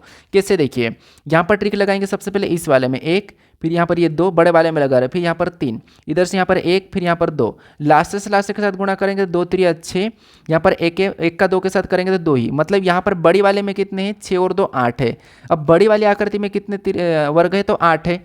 और इस वाली आकृति में कितने, तो इस वाली आकृति में सिंपल सी बात है कि हमें अभी हमने देखा था कि इस वाली आकृति में टोटल 5 है, तो यहाँ पर टोटल 5 है। अब यहाँ पर हमारे पास टोटल 5 है। ठीक है, इतना तो क्लियर है कि इसमें 5 है। और ये बड़ी वाले में कितने, तो बड़ी वाले में आपको अभी मैंने बता दिया कि यहाँ पर कितने 8 है। इतना क्लियर है, 8 ही होंगे और 5 ही होंगे। अब आपको और कहाँ से दिखाई दे रहा है, तो एक हमें यहाँ पर छोटा सा ये दिखाई दे रहा है। अब छोटा सा एक दिखाई दे रहा है तो एक को हम यहाँ लिखेंगे। और कहाँ पर दिखाई दे रहा है, तो एक हमें यहाँ पर बनता हुआ दिखाई दे रहा है छोटा सा, एक ये वाला दिखाई दे रहा है तो एक ये भी लेंगे। अब अभी आपको और कहाँ पर दिखाई दे रहा है, तो और हमें यहाँ से ये वाला दिखाई दे रहा है और एक हमें यहाँ से ये वाला दिखाई दे रहा है, ये वाला दिखाई दे रहा है। इसका मतलब ये है कि एक हमारा यहाँ पर ये भी हो जाएगा। कौन सा हो जाएगा, तो 2 हमारे पास ये हो जाएंगे। यहाँ पर टोटल कितने हो रहे हैं, तो टोटल हमारे पास यहाँ पर 8 5 13 14 15 15 2 17, 17 ऑप्शन में है नहीं, सॉरी। यहाँ पर जो वाला ये वाला जो ये नहीं बनेगा, क्योंकि वर्ग की एक परिभाषा कहती है कि वर्ग की चारों भुजाएं समान होती है। तो यहाँ पर 2 भुजाएं असमान है, इसका मतलब इसे नहीं लेंगे। इसकी चारों भुजाएं समान है, इसकी भी यहाँ पर चारों भुजाएं समान है, इसकी भी चारों भुजाएं समान है, तो इसको हम ले लेंगे। ठीक है, क्या करेंगे, जैसे एक को तो हमने यहाँ पर ले लिया और यहाँ पर 2 हमें यहाँ पर दिखाई दे रहे हैं, तो 2 को भी हम ले लेंगे। तो 2 हमने ले लिया, 8 5 13 14 15 16, यहाँ पर टोटल कितने लिख रहे थे, इनको प्लस करेंगे तो यहाँ पर 16 निकले। ठीक है, तो ऑप्शन में देखिए 16 कहाँ पर है, तो ऑप्शन नंबर सी में दिया है। तो ऑप्शन नंबर सी हमारा यहाँ पर सही जवाब हो जाएगा। ठीक है, वर्ग की भुजाएं चारों की चारों समान होती है। ठीक, इतना याद रख लेना है। अब चलिए हम बढ़ते हैं प्रश्न 21 पे। अब 21 नंबर का प्रश्न दिया है। प्रश्न क्या कह रहा है, प्रश्न कह रहा है कि दी गई आकृति में त्रिभुज की संख्या ज्ञात कीजिए। इस आकृति में कितने त्रिभुज है ये आपको बताना है। एमपी पुलिस का ही प्रश्न है। आप मान लो कि आप एमपी पुलिस की एग्जाम दे रहे हो, मान लो कि आपने 2023 में एमपी पुलिस की एग्जाम दी या नहीं दी, मुझे कोई वो नहीं पता, लेकिन अब आप मानो कि ये आपके एग्जाम में ही पूछा गया, आप 2023 वाले में एमपी पुलिस बन जाओ। ठीक है, मैं 2023 की एग्जाम दे रहा हूँ और 23 की एग्जाम में प्रश्न को सोल्व कर दिया, मतलब मैं 23 वाले में नौकरी लग चुका हूँ। इतना कॉन्फिडेंस रखो, तो इसलिए आप खुद से सोल्व करो। ठीक है, अब यहाँ पर देखिए त्रिभुज को अगर हम सिंपल सा देखेंगे तो यहाँ पर 1 2 3 4 5 ऐसा गिनोगे तो ये तो होगा नहीं। अब यहाँ पर ऐसा है, अगर हम सिंपल से इसको बनता हुआ देखेंगे तो एक हमारा यहाँ से बनेगा, एक ये बन रहा है एक। ठीक है, एक यहाँ से ये बना एक यहाँ से बना ये 2, हमारा ये हो गया 2 के बाद एक हमारा यहाँ से बना ये 3 हो गया। ठीक है, 3, उसके बाद एक यहाँ से बना 3 के बाद ये हमारे पास 4 हो गया। 4 हमें स्पष्ट रूप से दिख रहे हैं तो मैं यहाँ पर 4 लिखता हूँ 4। उसके बाद आपको और दिख रहा है कौन सा वाला, एक छोटा सा यहाँ से ये बनेगा, ये वाला छोटा बनेगा तो एक ये हो गया हमारे पास, तो मैंने एक को भी लिख लिया। अब इस पर हमें 5 दिख रहा है, हाँ ठीक है 5, इनको जोड़ देंगे तो 5 ही होगा। क्या ये लाइन भी कोई महत्व दे रही होगी, क्या इनसे बन रहा है? तो वैसे तो स्पष्ट रूप से नहीं बन रहा है, लेकिन ये यहाँ से ये वाला बन सकता है, एक यहाँ से ये वाला बन सकता है, तो इसको हम मान सके ये बन सकता है। तो इसको अगर हम लेंगे तो ये बन सकता है, तो एक हमारा ये भी बन रहा है, ठीक है। तो कितने होंगे, 6 होंगे। क्या आपको यहाँ पर एक और यहाँ से ऐसा बनता हुआ बन सकता है क्या? क्योंकि इसने एग्जाम में कितना माना था, तो एग्जाम वाले ने 7 आंसर सही माना था। कितना, 7 आंसर सही माना था। अब 7 कैसे माना देखिए, 7 कैसे माना आपको मैं बताता हूँ। एक तो इसने क्या करा, यहाँ से इस लाइन को पूरी यहाँ से ये वाली ले लिया था। कहाँ से लिया था, तो एक ने इसने इस वाली लाइन को यहाँ से पूरी यहाँ से ये वाली टच किया था, मतलब ये लाइन पूरी आ रही थी, ठीक है। ये वाली लाइन यहाँ से पूरी आई, वो यहाँ से ये वाली बनेगी। एक यहाँ से ऐसा बनाया आड़ में, और एक इसमें से ही बड़ा वाला ये वाला बना दिया, एक इसमें से ही बड़ा वाला बना दिया। तो यहाँ पर 5 हो रहे थे, 2 इसने ये लिया और 7 माना। लेकिन ऐसे में तो फिर एक यहाँ पर भी हो रहा था, एक ये वाला, यहाँ पर भी एक बनना चाहिए, तो यहाँ पर टोटल 8 होना चाहिए। कितना होना चाहिए, 8 होना चाहिए। लेकिन जो ऑप्शन में है 7 दिया है, और एग्जामिनर ने यहाँ पर कितना माना था, 7 माना था। अब 7 कैसे माना एक बार और देख लीजिए। एक तो हमने यहाँ पर स्पष्ट रूप से इसका बनाया, अब 7 इसने कैसे माना वो देख लीजिए। तो एक तो हमने यहाँ पर स्पष्ट रूप से यहाँ पर इतना बनाइए छोटा वाला, तो यहाँ पर 6 हो जाएंगे। 7वां कौन सा दिखाई दे रहा है, तो आप कहोगे 7वां हमें वैसे कोई दिखाई नहीं दे रहा है, 7वां हमें वैसे कोई दिखाई नहीं दे रहा है, इसका मतलब क्या है, किसको माना है? तो अब मैं आपको थोड़ा सा वापस से गिन के बताता हूँ, आपको कन्फ्यूज नहीं होना है। कैसे देखिए, सिंपल सी बात है, मैं लाल कलर में कर रहा हूँ, तो एक तो ये हो गया है, ठीक है। आप ऐसा मत दिमाग लगाना कि पीछे से ऐसा बनेगा, ठीक है। तो एक हमारे पास ये हो गया है, एक। फिर दूसरे को देखेंगे तो दूसरा हमारे पास यहाँ से ये वाला हो गया, इतना क्लियर है। 2 हमारा यहाँ पर है। तीसरे को देखेंगे, तीसरा हमारा यहाँ से ये वाला बन रहा है। या ध्यान से देखना, आप बस समझ लेना एक बार, नहीं तो फिर गलती हो जाएगी। 3 हो गए, 3 के बाद एक हमें यहाँ पर दिखाई दे रहा है, तो ये कितने होंगे, 4 हो जाएंगे। 4 ये होंगे। मैं आपको एक और कलर चेंज कर देता हूँ, यहाँ पर कलर चेंज करके बता देता हूँ। 4 और 4 के बाद एक छोटा सा यहाँ पर बनेगा, तो 5 से ये हो जाएंगे। मतलब 5 अभी हमने स्पष्ट रूप से देख लिया, इतना क्लियर है। अब देखना, अब हमारे पास 7 कैसे सही होंगे, क्योंकि एग्जाम में 7 सही माना था। तो ये तो स्पष्ट है कि एक तो यहाँ से ये वाला बनेगा, ये तो इतना तो स्पष्ट है कि यहाँ से एक बनेगा, ठीक है, इतना क्लियर है, एक बन गया। और एक हमारा यहाँ से छोटा सा बन रहा है, दिखाई दे रहा है, छोटा सा यहाँ पर, छोटा सा ये वाला। तो 2 ये बने हैं, 2 बने हैं, तो यहाँ पर प्लस कर देंगे तो कितना हो जाएंगे, 7 हो जाएंगे। क्या आपको अभी कहीं से दिखाई दे रहा छोटा सा? नहीं दिखाई दे रहा। इनका तो कोई चांस ही नहीं है बनने का, इनका तो कोई चांस ही नहीं, तो ये नहीं बनेगा, ठीक है। तो ये वाले 7 ऐसे थे। कुछ स्टूडेंट क्या करते हैं, ये पीछे से आया होगा, ये पीछे से आएगा, 2 ये होंगे करके 7 लगाया भी है, लेकिन ठीक है। लेकिन एग्जैक्ट बताओ तो एक छोटा सा छुटकू सा दिखा आपको, ये वाला है, और एक यहाँ से ये वाला दिखा। इसीलिए ऑप्शन नंबर यहाँ पर बी सही है, और 7 एग्जाम में माना भी और सही है, ठीक है। तो ऑप्शन नंबर बी यहाँ पर सही जवाब हो जाएगा। तो इसीलिए गिनने के तरीके भी आपको आना चाहिए, थोड़ा सा देखना चाहिए, क्योंकि आप कुछ लोग क्या करते भूल जाते हैं। अब चलिए हम बढ़ते हैं प्रश्न 22 पे। अब 22 नंबर का प्रश्न दिया है। प्रश्न कह रहा है कि एक निश्चित कोड भाषा में यहाँ पर क्या करा, इलेक्ट्रॉनिक को यहाँ पर FMFDUSDID लिखा जाता है। उसी कोड भाषा में यहाँ पर नेशनल को किस प्रकार लिखा जाएगा, ये हमें प्रश्न पूछ रहा है। मतलब ये कोडिंग डिकोडिंग का प्रश्न है। अब हमें यहाँ पर ये देखना है कि इन लेटरों से ये लेटर कैसे लिखा है, और सेम तरीके से हम यहाँ पर बता देंगे। अब यहाँ पर हम क्या करते हैं, लेटर से लेटर ही कोड दिया, मतलब क्या होगा, प्लस माइनस होगा या विपरीत होगा। तो हम प्लस माइनस एक बार देख लेते हैं। जिससे यहाँ पर ई से एफ की ओर जाएंगे, तो ई से एफ मतलब क्या है, +1 है। एल से एम क्या है, +1 है। ई से एफ मतलब +1 है। सी से डी मतलब +1 है। टी से यू +1 है। आर से एस +1 है। आई से आई, यहाँ पर आई से आई है। सी से डी +1 है। अब आपको यहाँ पर आई से आई दिया है, तो यहाँ पर आई से जे देना था, तो यहाँ पर तो मिस्टेक है, लेकिन सभी में +1 हो रहे हैं, ठीक है। अब एन में क्या करेंगे, +1 करेंगे तो एन ओ आ जाएगा। ए में +1 करेंगे तो एन के बाद ए के बाद आएगा बी आएगा। ओ भी ऑप्शन में दिख रहा होगा, दिख रहा है।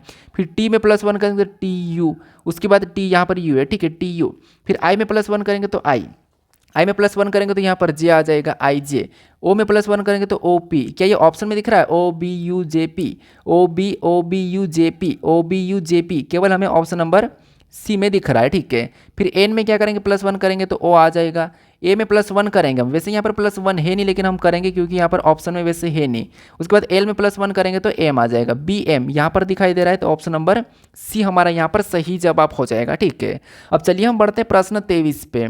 अब 23 नंबर का प्रश्न दिया है।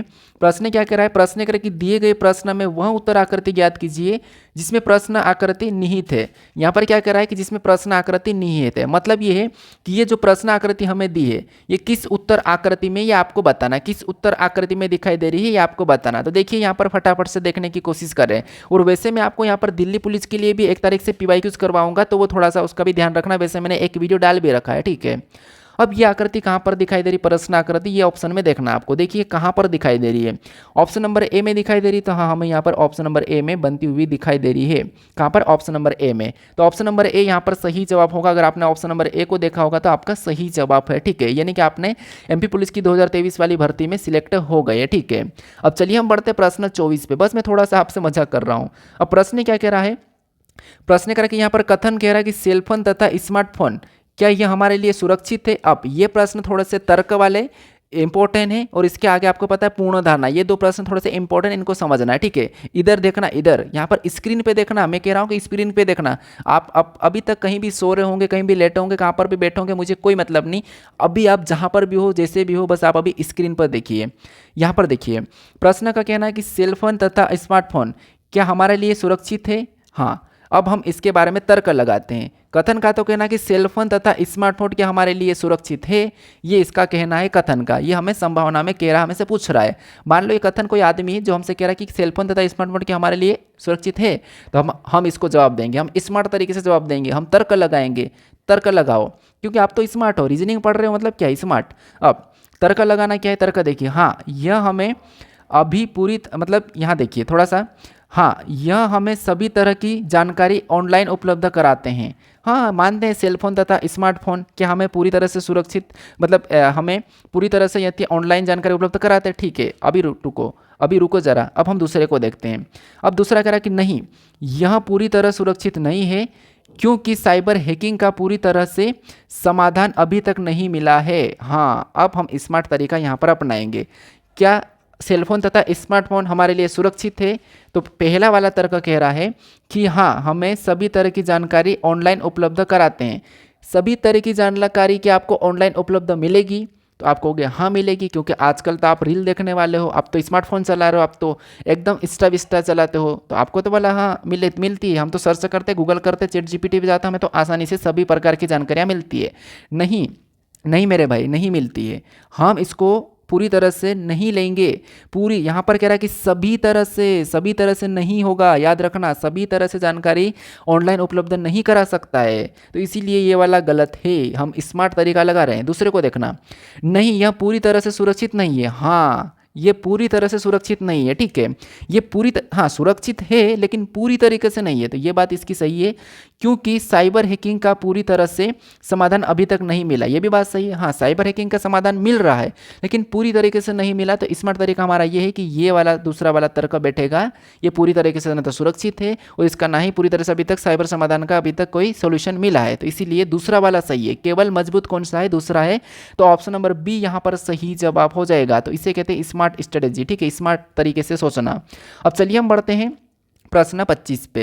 अब 25 नंबर का प्रश्न सेम टाइप का प्रश्न बोलो, यहाँ पर पूर्ण धारणा का है, ठीक है। इससे पढ़िए प्रश्न। यहाँ पर कथन कह रहा है कि हाल के राज्यसभा चुनाव में एक पार्टी को पिछले चुनाव में मतलब सबसे बड़ी पार्टी थी, वो हाल ही में चुनाव हार गई। प्रश्न को वापस पढ़िए। इसका क्या कहना है कि हाल के राज्यसभा मतलब हाल के यहाँ पर कह रहा है कि हाल के राज्यसभा चुनाव में एक पार्टी जो पिछले चुनाव में सबसे बड़ी पार्टी थी, अब एक हाल के राज्यसभा चुनाव में एक पार्टी जो पिछले चुनाव में सबसे बड़ी पार्टी थी, ठीक है, और वो हाल ही के चुनाव में हार गई। अब मान लो हम बीजेपी को लेते हैं, या आप किसी भी पार्टी को ले लीजिए। मान लो मैं बीजेपी अभी सबसे बड़ी पार्टी है, ठीक है, पिछले चुनाव में अभी सबसे बड़ी पार्टी है और अभी चुनाव होगा तो और मान लो वो हार गई, तो हमारा क्या रहेगा, हम उस चीज़ को देखते हैं, ठीक है।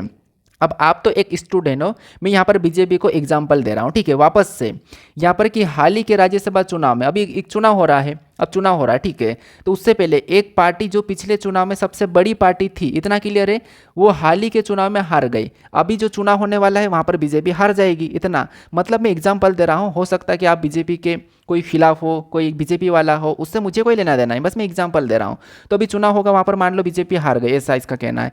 अब पूर्ण धारणाएं हम यहाँ पर इस पर तर्क लगाते हैं। पूर्ण धारणाएं क्या कह रहा है कि हो सकता है राज्य की जनता पिछली सरकार के काम से खुश ना हो सकता है कि राज्य की जनता पिछली सरकार के काम से खुश ना हो। अब मान लो अभी जो सरकार है बीजेपी है, ठीक है, क्या अब बीजेपी जो काम कर रही है और हमें उसका काम पसंद नहीं आ रहा है, हम उससे खुश नहीं है, तो वो हार जाएगी, ऑब्वियसली बात है। तो ये बात सही है कि हो सकता है कि राज्य की जनता पिछली सरकार के काम से खुश ना हो, इसलिए वो हार गई।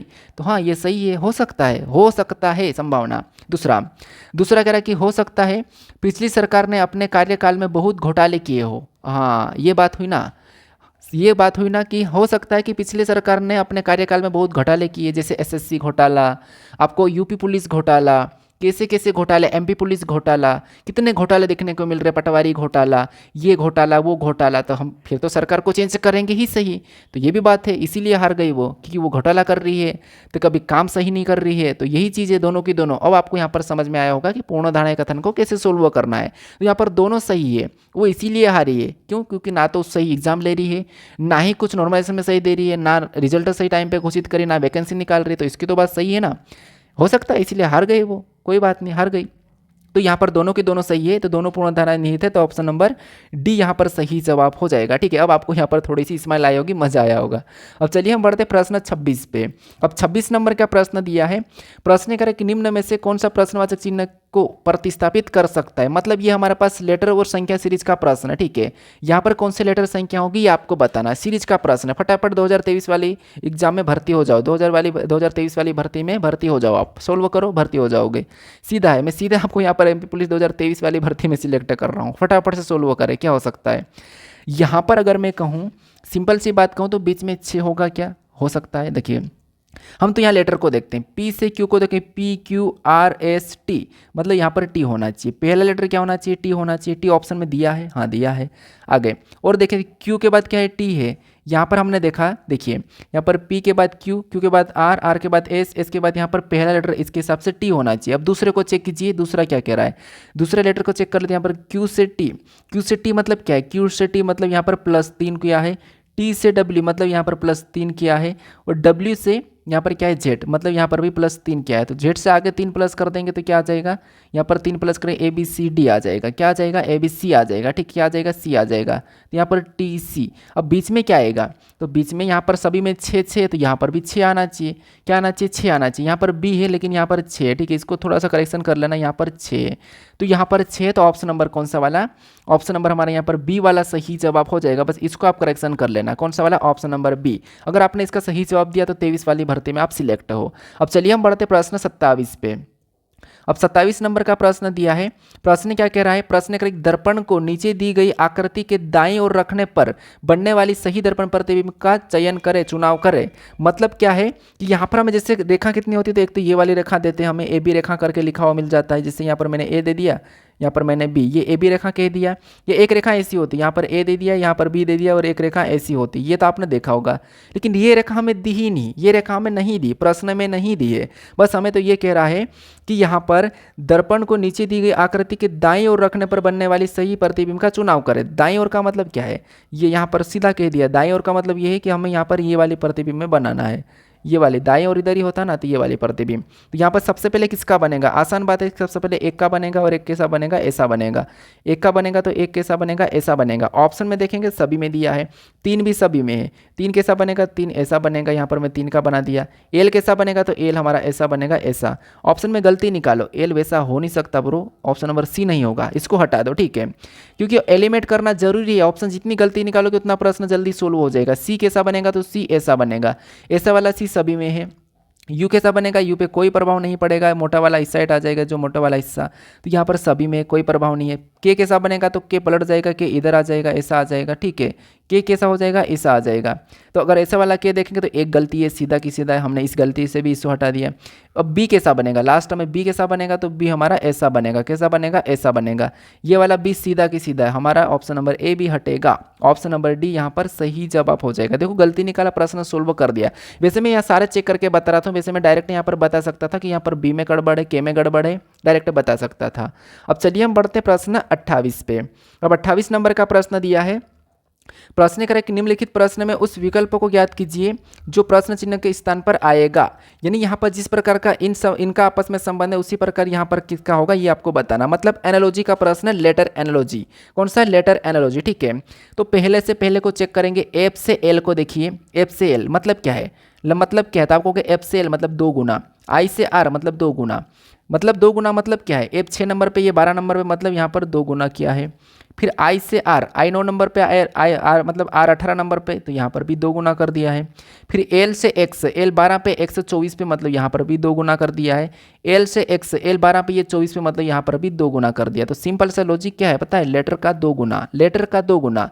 हम भी यहाँ पर 2 गुना करेंगे। डी 4 नंबर पे आता है, इसका 2 गुना करेंगे तो 8 मतलब एच आ जाएगा। ए 1 नंबर पे आता है, इसका 2 गुना करेंगे तो यहाँ पर बी आ जाएगा। एम 13 नंबर पे आता है, इसका 2 गुना करेंगे, 13 दूना 26 मतलब जेड आ जाएगा। ये हमारा 5 नंबर पे आता है, इसका 2 गुना करेंगे 10 हो जाएगा, मतलब जे आ जाएगा। तो H P J Z, H P Z J, H P Z J option number A में दिया है। ऑप्शन नंबर ए यहाँ पर सही जवाब हो जाएगा। आपने यहाँ पर एमपी पुलिस 2023 की भर्ती क्लियर कर ली है, ठीक है। अब चलिए हम बढ़ते हैं प्रश्न 29 पे। मतलब ये मैं इसीलिए कह रहा हूँ कि आप बोर ना हो, अब अभी तक आ चुके हो तो बोर ना हो, इसलिए मैं कह रहा हूँ, ठीक है। बाकी आप ये प्रश्न रियल प्रश्न है तो इनको थोड़ा सा आप सीरियसली सोल्व करने की कोशिश करें। यहाँ पर देखिए सबसे पहले प्रश्न यहाँ पर क्या करना हमें कि जैसे इन लेटरों का संबंध इसने इन संख्याओं से दिया तो इनका क्या होगा ये बताना है। अब आप इस प्रश्न को कैसे सोल्व करोगे, जैसे हम लेटर से संख्या को देखेंगे तो यहाँ पर एम 13 नंबर पे आता है, यहाँ पर क्या लिखा है 4 लिखा है। ए 1 नंबर पे आता है लेकिन यहाँ पर 7 लिखा है। क्या यहीं से हमारा प्रश्न सोल्व होगा, नहीं होगा। तो आपको ऐसी कंडीशन में क्या करना है, इनका लेटर सेम दिख रहा है, ये लेटर और लेटर सेम दिख रहे हैं, तो कूट चुराना होगा। किससे, हमें यहाँ पर m का बताना है और m को इसने क्या कहा 4 कहा, तो हम भी यहाँ पर 4 बताएंगे, ऑप्शन में दिया है, ठीक है। ए का बताना हमें, ए को इसने क्या कहा, ए को इसने 7 कहा, तो हम भी यहाँ पर 7 ले लेंगे। फिर हमें यहाँ पर डी का बताना है, डी का इसने क्या कहा 2 कहा, तो हम यहाँ पर 2 को ले लेंगे। 472 ऑप्शन में देखेंगे तो यहाँ पर दिया है। फिर यहाँ पर आर का बताना है, आर का इसने क्या कहा, आर का इसने 0 कहा, तो हम 0 को ले लेंगे, ऑप्शन नंबर सी। फिर यहाँ पर हमें ए का बताना है, ए का तो सिंपल सी बात है कि हमें यहाँ पर क्या दिखाई दे रहा है 7 दिखाई दे रहा है। फिर यहाँ पर एस का बताना है, एस का क्या है, तो एस का हमारे पास यहाँ पर 9 है, तो यहाँ पर हम 9 को ले लेंगे। ये ऑप्शन नंबर सी में दिया है, ऑप्शन नंबर सी यहाँ पर सही जवाब हो जाएगा। कौन सा, ऑप्शन नंबर सी। बस तरीका पता होना चाहिए, बस कूट चुराना था। अब चलिए हम बढ़ते प्रश्न 30 पे। अब 30 नंबर का प्रश्न दिया है। प्रश्न करें कि निम्नलिखित प्रश्न में दिए गए विकल्पों में से संबंधित शब्द का चयन करें। यानी जिस प्रकार से डी ओ सी का संबंध वी से है उसी प्रकार सी ए टी का संबंध किससे होगा ये हमें बताना है। फटाफट से सोल्व करने की कोशिश करें। अब तो आप लगी जाओ 2023 वाली भर्ती को पूरा कर ही लो। अब अगर आपने इस प्रश्न को गलत किया तो इसका मतलब आपको थोड़ा सा पढ़ने की ज़रूरत है। इस प्रश्न को अगर गलत कर दिया तो आपको फिर और ज़्यादा प्रैक्टिस करनी होगी और मेरे जो अभी 10 प्रैक्टिस सेट आने वाले होंगे उनको आपको देखना ही होगा, क्योंकि वहाँ पर मैं आपको सारे ऐसे ऐसे लॉजिक बताऊंगा जिससे आप सीधे परीक्षा में उठाकर सोल्व कर पाओगे, ठीक है। तो देखिए सबसे पहले यहाँ पर हमारे पास 3 लेटर है, यहाँ पर 1 लेटर है। इसका मतलब क्या है, कहीं ना कहीं यहाँ पर प्लस हो रहा होगा। कैसे, डी ABCD में 4 नंबर पर आता है, ओ कितने नंबर पर 15 नंबर पर आता है, सी कितने नंबर पर 3 नंबर पर आता है। इनको प्लस करेंगे, प्लस कीजिए कितना हो रहा है, तो यहाँ पर प्लस करने पर 15 4 19 3 22 हो रहा है। कितना हो रहा है 22। और 22 नंबर पे आपको पता है कौन सा लेटर आता है, हाँ सर अब समझ में आया, 22 नंबर पे वी आता है और वी यहाँ पर दिया है। अब समझ में आया, अब तो आपको आसान लगा होगा कि नहीं यार ऐसा भी हो सकता है। हाँ किसी स्टूडेंट ने तो कर लिया होगा, वो तो बहुत महान रहते हैं। तो सेम तरीके से यहाँ पर बताएंगे सी कितने नंबर पे आता है, 3 नंबर पे आता है, ए कितने नंबर पे 1 नंबर पे आता है, टी कितने नंबर पे 20 नंबर पे आता है।